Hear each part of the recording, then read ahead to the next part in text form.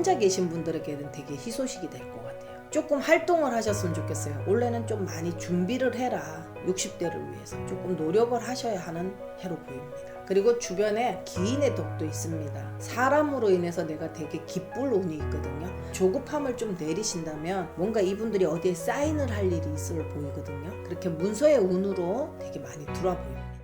안녕하세요. 해신당 청아도령입니다. 반갑습니다. 네, 반갑습니다. 저도 이제 58세가 되신 우리 닭띠분들 올 한해 10년 운세 한번 알아보려고 하는데요. 우선 이분들 운세 알아보기에 앞서서 네. 이 58세라는 나이까지 어떤 초년과 중년의 길을 걸어오신 분들이 많았을지 말씀 부탁드리겠습니다. 이 기유생이죠. 이분들 정말 인생 자체가 롤러코스터였다. 내 삶이 왜 이런가. 와, 소리가 절로 나는 분들이 이 기유생 분들이에요. 이분들은 결혼도 내가 한 번에 쭉 가는 분들이 드물다. 이분들은 거기다가 재혼 그리고 사혼까지도 가시는 분들이 많았을 거예요. 그만큼 내 어떠한 옆에 배우자의 덕이 별로 없어요.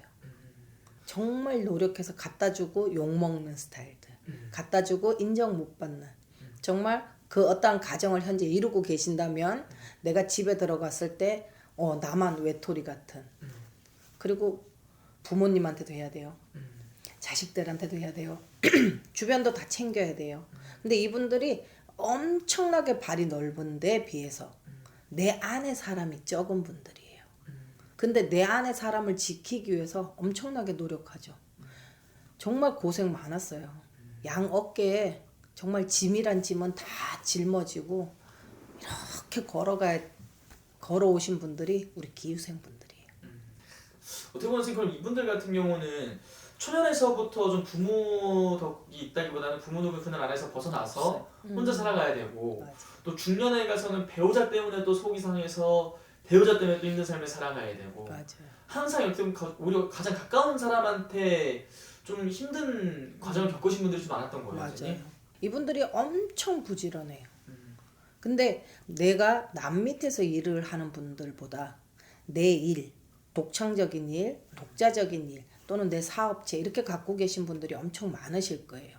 직장에서 일을 한다고 해도 내 일처럼 정말 일을 대충대충이 안 되는 분들이 이분들이야. 그리고 그 자리에 올라가기 위해서 정말 부단히 노력하시는 분들이 이 기후생 분들입니다.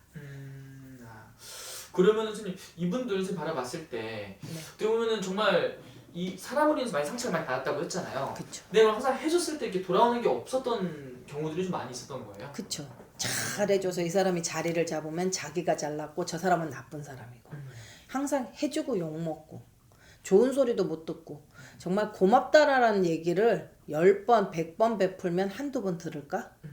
엄청나게 내가 베풀고 욕먹는 스타일들이에요. 근데 이게 왜 그러냐면 이분들이 말로 내가 다 까먹어. 생색을 내는 건 아닌데 이분들이 봤을 때 되게 정도를 걷거든요. 그러니까 조금 아닌 것 같으니까 이렇게 해라 이렇게 해라 이렇게 얘기한 게 그 사람들은 싫었던 거야. 어쩌면 그 말들 때문에 그분들이 잘 될 수 있었거든요. 근데 그게 잘 되고 보니 듣기 싫은 거야. 그래서 항상 되돌아오는 게 없어요. 그럼 어떻게 보면 이분들은 괜한 오해라든지 이런 구설, 이런 시비 이런 것들이 굉장히 많이 따르시는 분들인가 봐요. 엄청나죠. 그냥 시비 구설은 나와 함께. 인생이 이때까지.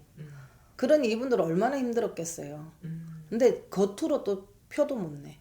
나 혼자 꿋꿋이 다 삼키시는 분들이 엄청 많거든요.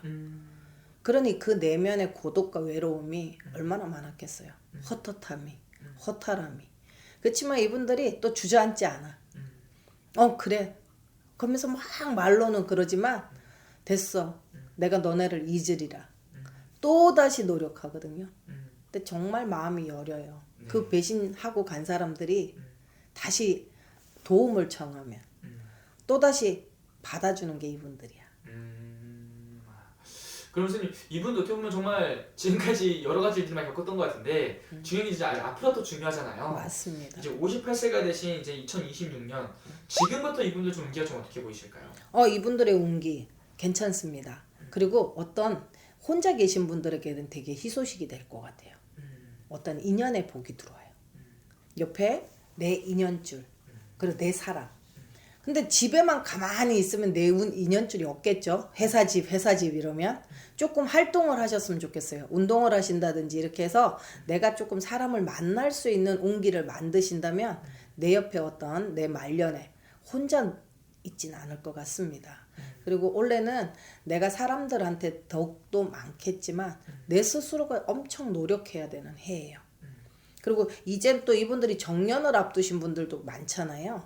그러면 내 다음에 내 60대를 위해서 조금 노력을 많이 하셔야 될 거예요. 어떤 자격증이나 또는 내가 뭔가 일을 그만두고 나서 내가 내 가게를 하더라도 그냥 주먹구기식이 아닌 어떤 준비된 어떤 그런 게 필요하기 때문에 올해는 좀 많이 준비를 해라. 내가 60대를 위해서 조금 노력을 하셔야 하는 해로 보입니다.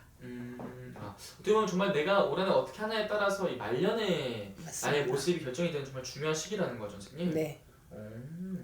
그럼 이분은 선생님 올 한해 꼭 잡아야 되는 이런 운기들이 있다면 좀 어떤 것들이 좀 있을까요?